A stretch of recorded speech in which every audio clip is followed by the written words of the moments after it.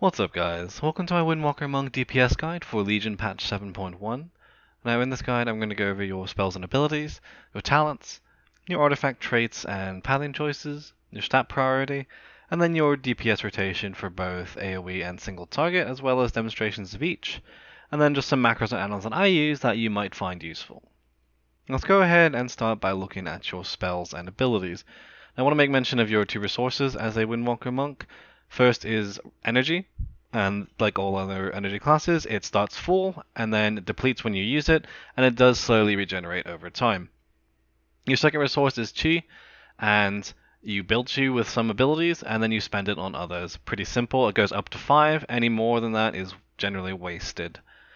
So the first ability I want to look at is Tiger Palm, and this is a 50 energy ability, so it costs 50 energy, and it generates 2 chi and does a little bit of damage. So you smack something with it in melee range, and you generate 2 chi, and it costs 50 energy, and it has a chance to give you a proc, which makes your next ability, Blackout Kick, free, rather than the cost it has, and it just has a 1 chi cost, so it's an ability that costs 1 chi, does a little bit of damage, very, very simple.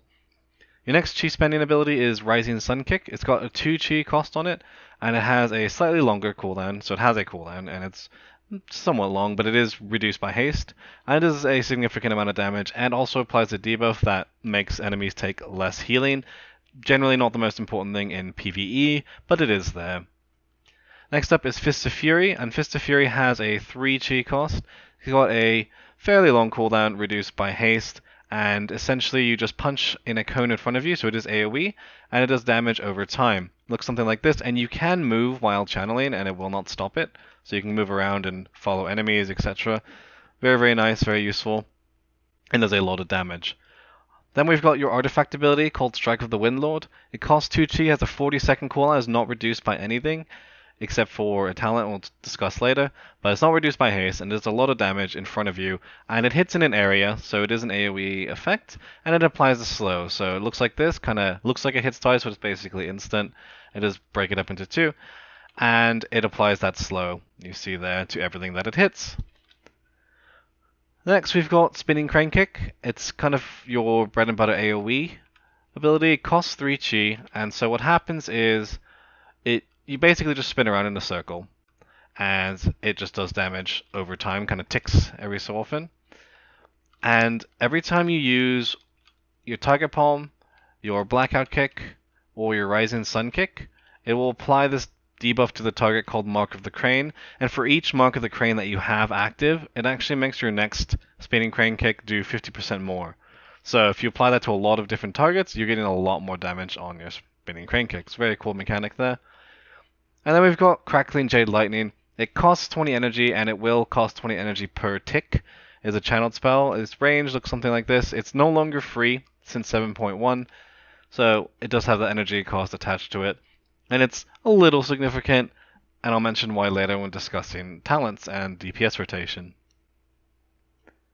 Then we do have our movement abilities.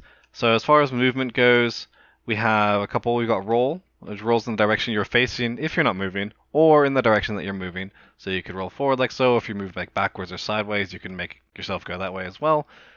We have our Flying Serpent Kick, and Flying Serpent Kick just shoots you forward for 2 seconds, and if you use it again while you're flying through the air, you will stop yourself, and you will kind of do a little AoE around yourself. It does very, very small damage, but it also applies a huge slow. So, but you can stop yourself midway like so, and you see that little AoE puff of damage and slowing. So this is what you normally have for movement. You also have a teleport in Transcendence. You've got 2 spells. So Transcendence will drop your spirit somewhere, wherever you put it, and then Transcendence Transfer on a longer cooldown will swap you with that spirit. Now you notice when you use that ability, you'll actually move the spirit. So if you want to keep it in the same spot again, just remember to reapply your Transcendence over there. Now for DPS cooldowns, they do have a couple, and the first one is Touch of Death. Touch of Death is a 2-minute cooldown, and you apply it to a mob or a target, and unlike before, you can do it whenever. It doesn't matter what their health is, and all it does is it puts this 8-second timer on it, and when it expires, it bursts for a bunch of damage, which is 50% of your maximum health. So you apply it here, and then 8 seconds later, it doesn't do anything until it expires and does half of your max health. So there it goes. And that is your first major cooldown. Now, your second cooldown, right now it's saying Serenity, but it's called Stormwrath and Fire. And it's a 1.5 minute cooldown with 2 charges. And it splits you into 3 spirits, and they each do half of your normal damage, which ends up being 150% of your damage approximately when you split, because there's 3 of them. So it's a DPS increase, and essentially they just copy what you do. So you cast Tiger Palm, they all cast Tiger Palm on whatever target they're hitting. You can also recast the spell during the duration to make them all focus on the target that you're attacking, in case you're, say, doing single target or you want them to focus on the target that you are hitting. So, very cool ability. It looks something like this. You split off, and you see they kind of jump off and hit whatever they want. Whatever abilities you do, they do, and then I can retarget them, say, hey, come back here and attack this thing instead. So that's kind of your main DPS cooldown. Very, very nifty, very cool looking as well. Now, as far as defensive cooldowns, you do have Touch of Karma. It's kind of your major and pretty much only one. And what it does is, on a 1.5 minute cooldown, it will apply a debuff to a target, and all damage you take during that duration will redirect to that target instead. And it does cap out at half of your maximum health, so for me, it'd be half of 2.3 million. And after that point, it will just break essentially, and you will start taking damage again. You can use this as a DPS increase if you are careful with it to make sure you don't die and stuff, but it is extra free damage if you want to take advantage of that, if you're confident that you won't need it to survive something. Next, we do have some healing abilities. We got a Fuse. It's a spammable ability. It just costs energy, so it is a DPS loss to use, but it's got a cast time and it just heals you up like so. Or you can heal other people with it too, but it's a pretty small heal. Generally don't use it unless we're desperate to survive. And then we do have some utility. We have our melee interrupt, of course, as Windwalker Monks. Spearhead Strike is your 15-second interrupt spell. We do have Disable, which is a melee range ability, and it just applies a slow, a 50% slow, which is very, very nice. If they're already snared, Disable will actually root them for 8 seconds rather than slowing them. It's kind of a nifty upgrade, if you will, if they're already snared. And then we've got our Dispel, Detox. It's a 8-second cooldown, and it removes spells on that are poison and diseases. So if you need to remove a poison or disease at some point in like a Mythic Plus, for example, or a raid, this can be really, really useful. And that's pretty much all we have for active abilities. And I do want to take a look at a couple passives that we do have as Windwalker Monks, and the most significant is probably Windwalking. It's just a passive that makes you and your allies within 10 yards of you have increased movement speed. So it's 10% extra movement speed. It's very, very nifty, and it's just kind of a nice passive bonus to have. There's also Afterlife for things like dungeons or questing and such. And when you kill an enemy, you summon a healing sphere, so you can heal yourself after enemies die. And if you kill an enemy with Blackout Kick, you have a chance to also summon a Chi sphere, which gives you 1 Chi when you walk through it. Just kind of a nice bonus to know that you have, especially in dungeons when you're actually killing stuff, and it's good to have those extra self heals without having to spam a Fuse. Now let's go ahead and look at your talents. Now at level 15, you're basically going to be picking between Chi Wave for single target and Chi Burst for AoE. Now Chi Wave with 15-second cooldown and it's instant, but it does have travel time, so it kind of shoots this little thing up in the air you can see here. And it'll hit an enemy and it'll bounce, and it might come back to you and heal you or an ally, and it might bounce to another enemy, etc. So it's kind of a nice ability, Fire and Forget, and it's really good for single target and to help you out with your hit combo and mastery, which we'll get into a little bit later. But Eye of the Tiger, kind of a passive choice if you want for single target, but I really don't recommend it. It doesn't do much less damage, but having an extra button is actually very nice for Windwalker Monks, and we'll get into that when we discuss hit combo down here at level 90.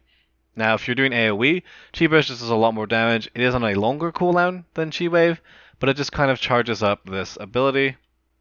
It's kind of wave in front of you, and then it shoots it off, and it does damage to everything that it hits, and it does healing to everything that is friendly that it hits. Level 30, it's all movement speed stuff, so you can kind of choose what you like. Chi Torpedo replaces your roll, makes it go a bit further, like so, and it gives you a movement speed buff at the end of it as well. So that's kind of nice, that helps you move, makes your roll better, essentially. Tiger's List is what I default to.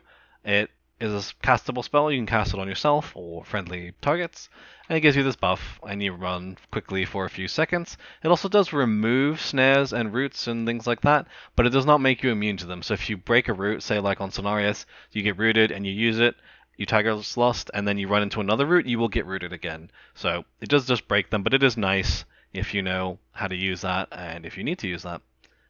Celerity just gives you better roll. Again, it's another improvement to your roll. It reduces the cooldown of roll by 5 seconds, and it increases your maximum number of charges. So instead of 2 rolls, you get 3.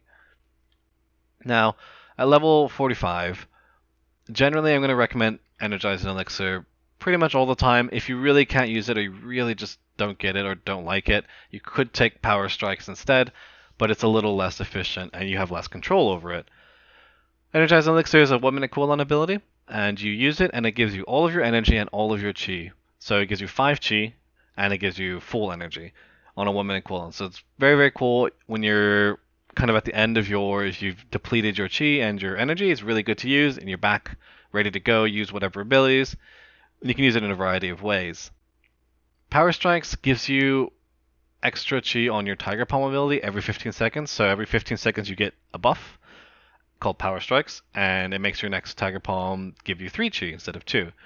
So if you compare the two just over the course of a minute, you get 4 chi from Power Strikes, but on Energizing Elixir you get 5 chi, plus you get all of your energy back. So it's pretty much better in every way, but again, if you really hate it for whatever reason, you could go this route. Ascension, just not great compared to the other two. Gives you an extra maximum chi, so 6 instead of 5, and increases your energy regen by 10%. So kind of an even more passive version or boost to your energy and chi, but not really recommended.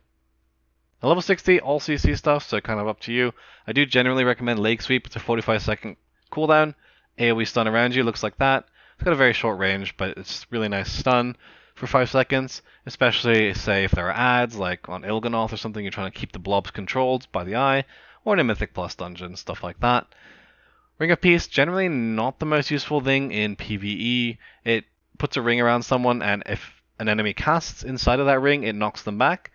So it's kind of weird because they have to cast a spell or use an ability, and it's just a knockback rather than like a stun or an incapacitate or anything like that. Dizzying Kicks just makes your blackout kick add a movement speed slow for a few seconds. So not the greatest thing here. We already have Disable, and it's a stronger slow than Disable, but we also have like Flying Serpent Kick, and it's just generally not as good as having a big stun. But kind of up to you what you want here. Level 75, I default to Healing Elixir. It's a really nice spell. It's got a 30-second recharge, 2 charges, and it heals you for 15% of your maximum health when you use it. It also does trigger if you drop below 35% health, and it will just use one automatically, or it should. And in order to have that proc again, you need to actually get above 35% and then drop below. So just keep that in mind, but you can use it as well just to keep yourself topped off. Very, very useful. And a nice kind of passive/active ability. Now, if there's a huge magic damage hit, and you need a cooldown for that, Diffuse Magic is your go-to. It's a 2-minute cooldown, reduces the magic damage you take by 60% for 6 seconds, and it will try to, if you have any magic dots on you, like damage over time or debuffs on you, it will try to throw those back at whoever cast them on you. But mostly you use this for the magic damage reduction. So there is that if you need that, and then Dampen Harm if you need a big cooldown for just kind of physical damage typically. It's also a 2-minute cooldown, and the next 3 attacks that hit you for more than 15% of your max health will have the damage reduced. So it's kind of it's not as big a damage reduction as Diffuse Magic, for example, but it's more spread out. So if you need physical damage reduction, essentially, this is kind of a nice go-to. But generally, Healing Elixir will do you the best, and you won't have to worry about it too much in terms of using it. Now, level 90, there's pretty much just one choice here, and that is Hit Combo. And essentially, Hit Combo, every time you basically every time you use your Mastery, and your Mastery, briefly, is just every time you don't cast the same spell twice in a row, so you just keep changing what spell you use, you get extra damage on your abilities. But every time you don't copy your abilities, so say you like Tiger Palm, and then you Blackout Kick, and then you Chi Wave, and then you Blackout Kick, like each time you do that, you'll get a stacking buff called Hit Combo, and it gives you 2% extra damage, and it stacks up to 8 times. And this is something you can definitely keep up pretty much 100% of the time, unless like a mechanic takes you far away from anything for a long period of time. But it's something you can keep up, and so it's essentially a 16% damage increase all the time. So it's really, really good. The other two just don't really stack up. This just summons a tornado around you, does some damage, costs 1 chi. And then this is a 3-minute cooldown, summons a tiger, and it just cleaves.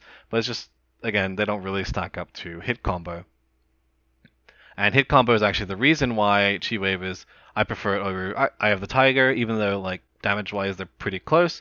Chi Wave gives you another ability that can help you stack up your hit combo and keep it rolling when you get down to it. And we'll go over that in more detail in the DPS rotation section. Now, at level 100, pretty much going to recommend Serenity right now for most situations. It replaces Storm Within Fire. It's a 1.5 minute cooldown, 1 charge, and it increases the damage you deal for 8 seconds by 45%, and it also makes all of your chi spenders free. So those are Spinning Crane Kick, Fist of Fury, Rising Sun Kick, and your artifact ability, Strike of the Windlord. So it makes all of those free, and in addition, they actually have a 50% reduced cooldown, so they cut the cooldown in half. So for example, you take Strike of the Windlord, 40-second cooldown, you use it after you've popped Serenity, then it'll have a 20-second cooldown for the next cast. It's really, really cool and very potent and nice for early opening kind of bursting consistent damage. Really, really good, and recommend for generally everything except for huge AoE. Now in huge AoE pools, you can go to Whirling Dragon Punch for Storm Within Fire.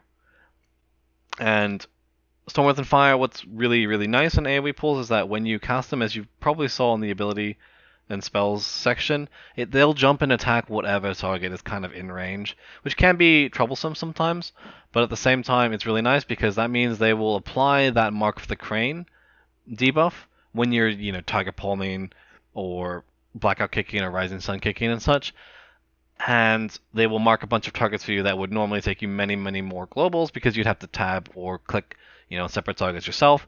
So they can help you build up super high stacks of Spinning Crane Kick, making that super potent and helping your AoE on huge pools. Now the reason it's not quite as good as Serenity right now is a number of reasons, a number of issues with Storm Within Fire, including things like the fact that hit combo doesn't stay. So, like, if you have full hit combo stacks, you have 8 hit combo stacks, and you press Storm Within Fire, your clones only have 1 to start. They don't start with any. Like, they don't get that 8 carried over. So that sucks. Also, things like one of your golden traits here, your Tornado Kicks, that makes your Rising Sun Kick hit twice, they don't get that. So a lot of kind of issues, and more than that, but I don't have all the details on what exactly is wrong with it. It's just not quite as good as Serenity right now, for single target especially, but also for like small AoE. But it is really fun, and it is really good on big AoE. And as far as using Whirling Dragon Punch itself, it is on the same cooldown as Fist of Fury, and you just need it. You need to have Fist of Fury and Rising Sun Kick on cooldown to use it.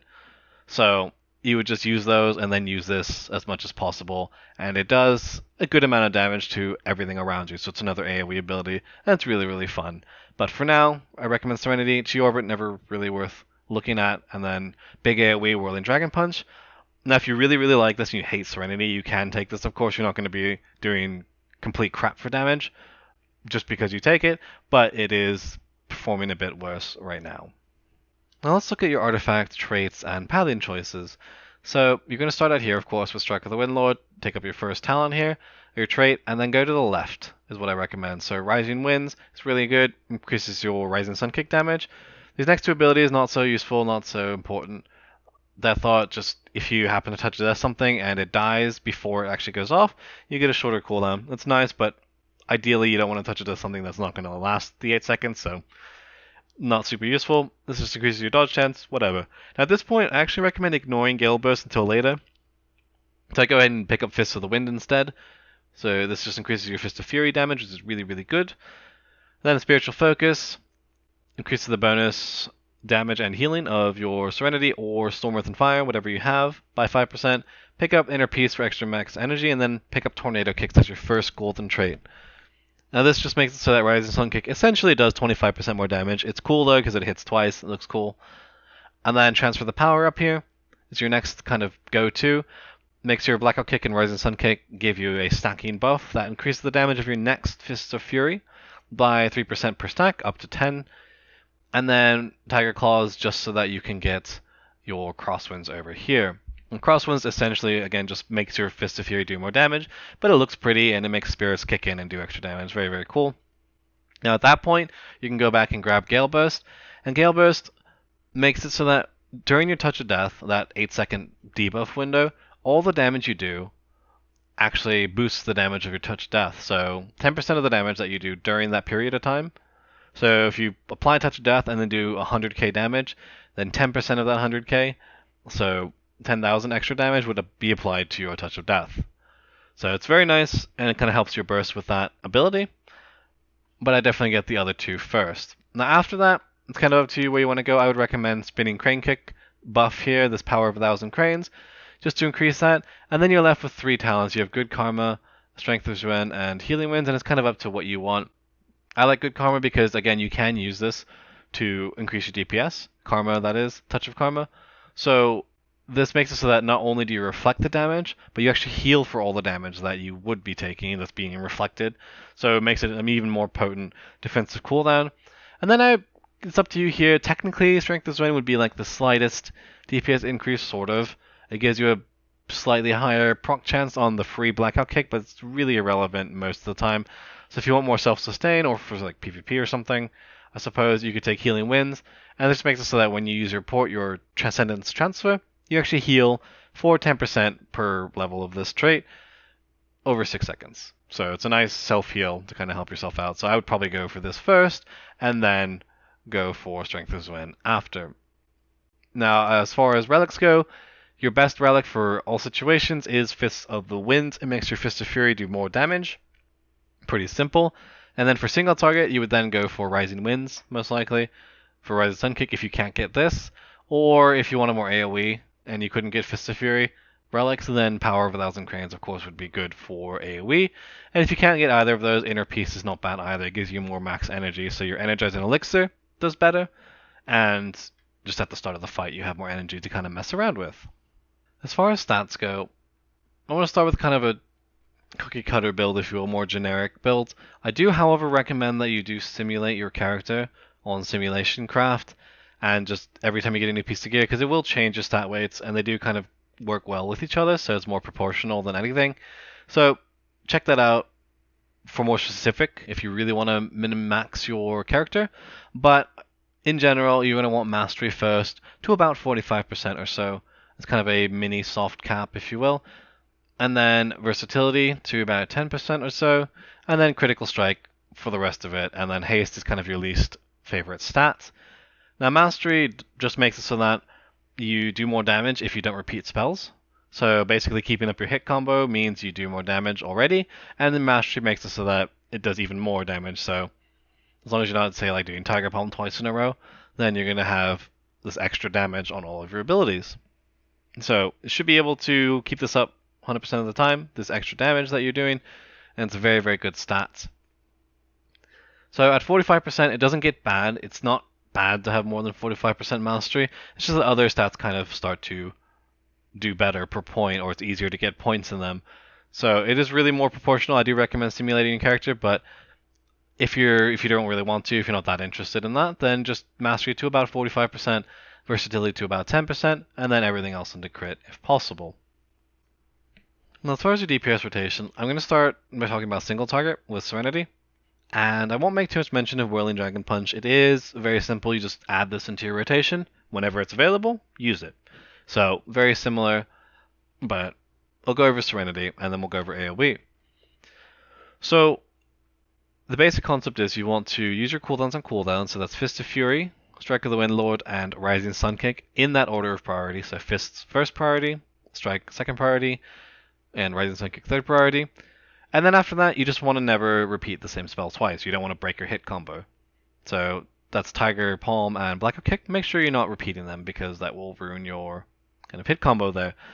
Now, that's where things like Chi Wave or Chi Burst come into play versus like Eye of the Tiger, because they give you an extra ability to keep your hit combo rolling. So it's very nice to have. If you're really desperate, like this is on cooldown as well as everything else, you could use Crackling J Line if you really must do something, but it does cost energy now, so it's not as efficient as it used to be. But it's there, and if you do use it, just use it for one tick and then cut it off. Don't channel it. But generally, I just recommend that you ensure that your hit combo's up, and I don't generally use it, so you may end up sitting around there waiting for some energy to come back up occasionally. Now you can use Flying Serpent Kick as well, but again, I don't recommend that while like mid-fight because it's kind of a loss. So you're not melee in the boss during that, but it does keep your hit combo up. Say if you're out of melee range of the boss and you need to get back or something, you could use it to make sure that it doesn't fall off while you're running back to the boss, stuff like that. So it is nifty, but generally nothing used during your DPS rotation mid-fight. Now, I want to make a brief note. You might be wondering, like, hey, why is Fist of Fury higher priority than Strike of the Windlord? Because this seems to do more if you look at the tooltips. It has to do with your traits. One, of course, you will get buffed with Fist of the Wind, but also Transfer the Power, which doesn't show up on the tooltip until you get stacks for this, will buff your Fist of Fury. And same thing with Crosswinds, so they don't show up on the Fist of Fury tooltip, but it does end up doing more damage than your Strike of the Windlord. Now, as far as using your cooldowns, Touch of Death is pretty simple. Use it on cooldown, and ideally have some big abilities like Artifact ability or Strike of the Windlord, or at least Fist of Fury ready, so that if you have Gale Burst from your artifact traits, you will buff the damage of Touch of Death better, so you're not like sitting there meleeing while you should be building up big damage for your Touch of Death. Serenity, also use it on cooldown as much as possible, and at the start of the fight they will line up, but I do not recommend that you try to line them up every time, because that's a full 30 seconds of downtime for Serenity that you could be using it. So I don't really recommend that unless it kind of automatically does for circumstance like you can't hit the boss for an extended period of time, stuff like that. Sure, line it up again if it's a couple seconds off. But generally, don't force it. Don't force them together because you'll be losing a lot of uptime and uses on that potentially. Now, as far as using Serenity, it is important to note, there's one thing I kind of forgot to mention in the talents section about it, and that is not only does it reduce the cooldown of your abilities by half, it also reduces the remaining cooldown. So if your Strike of the Windlord is on cooldown for 10 more seconds, for example, and you pop Serenity, it is now down to 5 seconds immediately. So keeping that in mind, and keeping in mind that Serenity is an 8-second cooldown, you do want to make sure that before you pop Serenity, that your Fist of Fury is about 15 or fewer seconds left on its cooldown. So it's got less than 15 seconds left. Or that Strike of the Windlord has less than 12 seconds remaining on this cooldown duration. And the reason for that is you want to use Fist of Fury at the very end of Serenity. And this is because the channel time is so long, and you just basically would be wasting a lot of your Serenity time just channeling Fist of Fury. So instead you pop it at the very end of it, so you just catch that cooldown reduction and get another Fist of Fury a bit quicker. In Serenity, your top priority is Strike of the Windlord, followed by Rising Sun Kick, followed by Spinning Crane Kick. And the reason for this is it does more damage than Blackout Kick, and it's free during Serenity, so it doesn't matter that it would normally cost a lot of chi. And the damage is, of course, still increased by that one Mark of the Crane that you should have on single target at least, possibly more if you're just hitting 2 targets.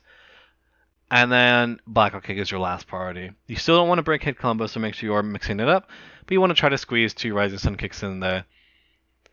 So Serenity, again, Strike of the Windlord, top priority, Rising Sun Kick, second priority, then Spinning Crane Kick, and then Blackout Kick, and then Fist of Fury at the very end. Very important that you do squeeze that in there. So don't try to squeeze another ability in if you think you might lose out on that Fists.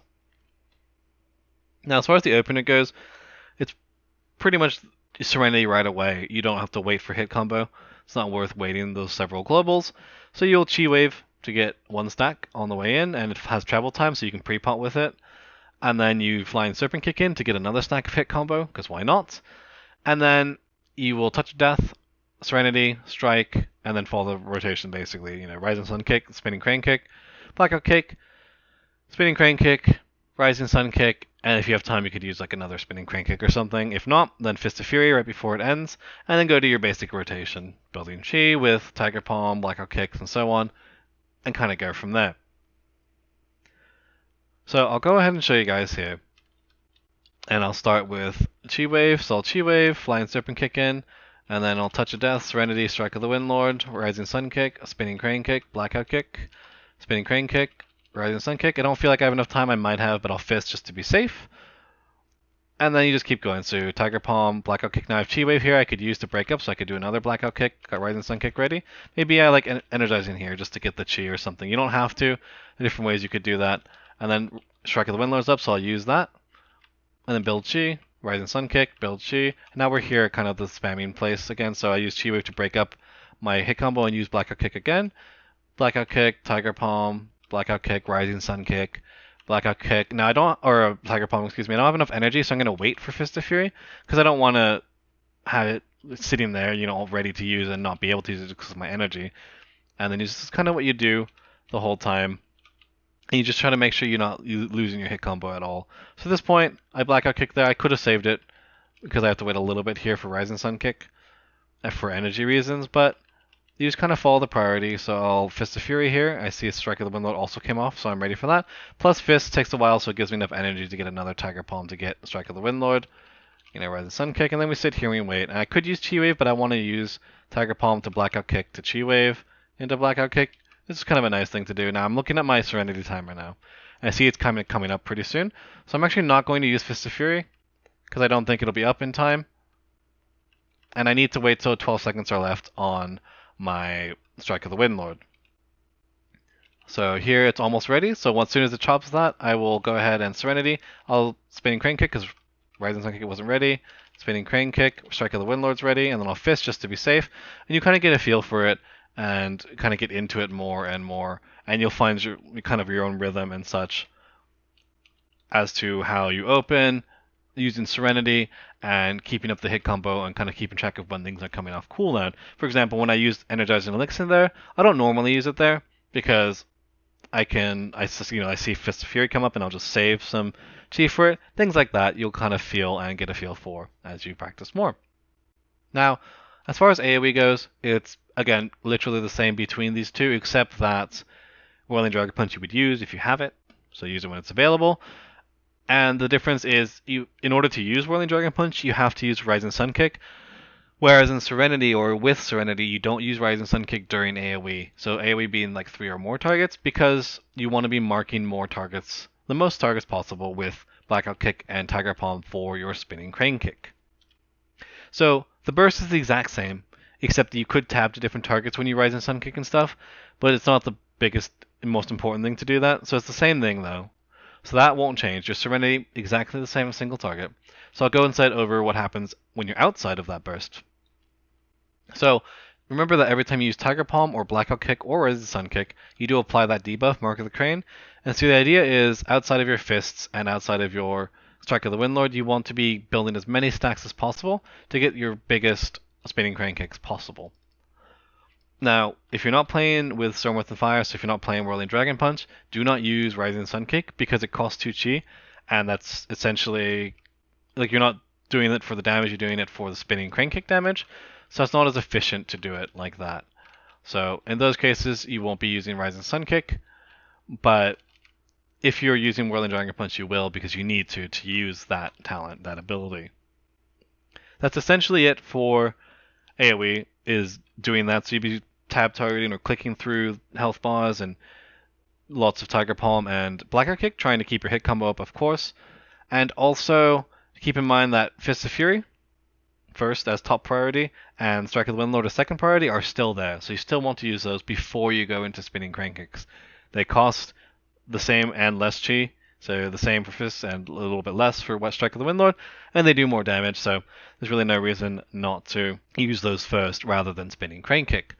So it looks something like what you just saw, but I'll give it to you more real time. So let's say we will build up a bunch of Chi, on these targets. I have enough for Fists, so I'll go ahead and Fist. I can't hit them all because they're a little spread, but you Fist of Fury, and then you can strike, and then now that they're both down, you kind of try to hit as many targets as you can so that you have big stacks of Spinning Crane Kick. And you just keep doing that until you have enough to do another Spinning Crane Kick, keep them up and stuff. And you notice I just don't Rising Sun Kick that often. So that's pretty much it. Now with Stormwrath and Fire, it's easier because you don't have to target them so directly, because your spirits will run around and hit whatever the hell they want. So they'll build you lots of stacks, and you don't have to tell them to like focus one. In fact, you do not want to tell them to focus one because you want them on AoE to be hitting as much as possible, like as many targets as possible. So that's it for your DPS rotations. They're very similar between both talents and between single target and AoE. Just you add that extra AoE layer with tagging mobs for spinning crane kick. Now, as far as macros and add-ons go, I do use, as you notice, probably a macro for my chi bar. I do like to have it more centered rather than below my frame. And this is a script that I have, and I'll have it pasted in the description below, but essentially you can change this number 2 to whatever size you like the bar to be, so you can scale it however big or small you like. And then over here, to move it, you would just change these coordinates from 0, -80, which is where I have it, to wherever you like it. And that's pretty much it. So that's pretty much all I use for macros and add-ons. If I had a trinket that was on use that was like 1.5 minutes, I might link it to Serenity with, one of those kind of trinket Serenity like cooldown macros, but that's pretty much all for macros. Now, as far as add-ons go, you've probably noticed that I use weak auras during the fights. This is not one I actually use. I was just testing something with the CC. But essentially, what I do actually have on my monk, or what I play with on my monk, is I have a Serenity timer, just so I know how long I have left on Serenity to make sure I can squeeze in Fist of Fury. I have cooldown timers for a bunch of stuff, Whirling Dragon Punch, even though I didn't use it. Fist of Fury, Rising Sun Kick, Strike of the Windlord, Serenity with stacks as well, in case you have Storm Wrath and Fire, and Touch of Death, things like that. And then I've got a hit combo stack tracker, so I don't have to look up to see how many I have. And there's also this really, really nifty weak aura that I grabbed. I don't remember exactly where, like which side I grabbed it from. I'm pretty sure it was written by the author of, what's it called? Walking the Wind. I think Babylonius it was, probably. I think it was his, so credit to him or whoever the author was. It was not me. It's way too complicated, but it shows you over here, you can see on the left, what spell you just cast most recently, and it will show only the spells that are relevant to Windwalker, to hit combo. So it's very, very cool. It shows how much time you have left on the hit combo. And it will also do these cool color things. Like if you screw up and you use a spell twice in a row, it will give you a red color. It'll color it red to let you know, hey, you messed up. Hit combo's gone. And if you get parried or dodged, then it will turn blue. So it's not that I didn't use that spell, it's just that it got parried or dodged. So it's very, very cool and can be very useful if you're kind of you want to make sure that you're using the spells correctly. So all credit to the author of that. I did not write that. It is incredibly complicated and above me. Now, as far as other add-ons, my damage meter is SCADA. I also hear really good things about Details, so I would recommend that as well. I'm actually thinking about switching over to that eventually, but I haven't yet. The stuff that pops up in the middle of your screen is an add-on called Doom Cooldown Pulse, as you can see here. It's very simple, very basic add-on. I don't really recommend it because it's been rather inaccurate as of late. I just kind of use it as a lazy man's way of seeing stuff of cooldown on tunes that I haven't yet made weak auras for. And in fact, you can actually make that very same effect in weak auras, and it will be, accurate. So I don't really recommend it, but it's there if you want it. My bars are Bartender 4, and you can, I just have all these set up in the ways I like them. DBM for boss timers, boss mods, of course. And then we've got a couple other add-ons for raiding. I've got ORA 3, which I use for my battle res monitor, as well as ready checks. So like when they ready check, it pops up a window and shows who's ready and if they're missing food flask and stuff. And I also have Exorcist raid tools for things like raid cooldowns. You can click it here, configure what you like. You have other cool things too. They do have a battle res timer as well.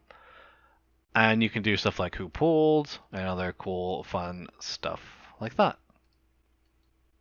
So that's pretty much it for this video. If you liked it, feel free to hit the video with a like. If you have questions or comments, feel free to leave those in the comment section below, and I'll try to get back to you as soon as I can. And if you want to see more content like this, or see when I do post new videos, feel free to subscribe to the channel. And, you can catch me live on my stream at twitch.tv. Link in the description below. Hope you guys enjoyed. Thanks for watching. Cheers.